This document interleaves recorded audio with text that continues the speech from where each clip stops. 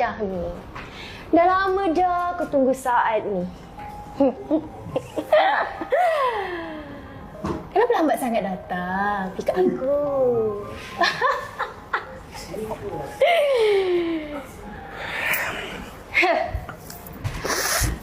Okey. Aku mudahkan kerja kau mudahkan kerja aku. Boleh? Apa? Aku tak minta banyak. Aku akan lepaskan kau lepas apa yang aku nak, aku dapat. Boleh? Apa yang kau nak? Okey, cantik. Kau call bapak kau sekarang. Aku tak minta banyak. Kau memang daripada dulu tak berubah kan, Syahmi? Yes, yes. Okey, kalau kau dah tahu apa yang kau nak, kau call bapak kau sekarang. Kau minta 1 juta aja. Bukalah ikatan ni dulu.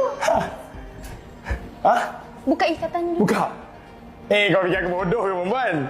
Kau fikir aku bodoh? Kau fikir kalau aku buka, aku dapat dia apa aku nak? Apa yang kau nak, aku boleh bagi. Kau bagi apa yang aku nak dulu. Okey. Okey. Kau ingat aku bodoh juga ke? Right. Aku buka. Kau jangan belah. Kau belah. Aku tak belah. Okey. Lepas dah sayang.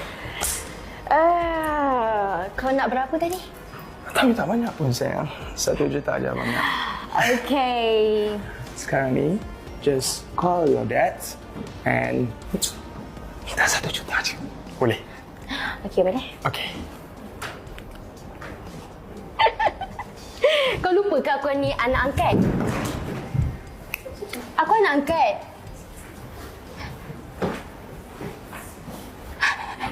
Kau salah colik ni. Kau salah colik ke, Syahmi? Apa yang kau susah sangat? Apa yang kau susah sangat? Kau fikir aku colik kau? Bodoh-bodoh ke? Kau fikir aku tak tahu ke background kau macam mana? Kau ada 5 beradik. Kau tinggal mak je kan? Syahmi. Kita buat cara senang lah. Aku pun sebenarnya dah lama suka kau. Apa yang kau merepek ni, perempuan? Hei! Aku nak duit aku je lah! Wow! Matilah sama mati. Jatuh. Wow! Jadi pemenang untuk kategori Psycho jatuh kepada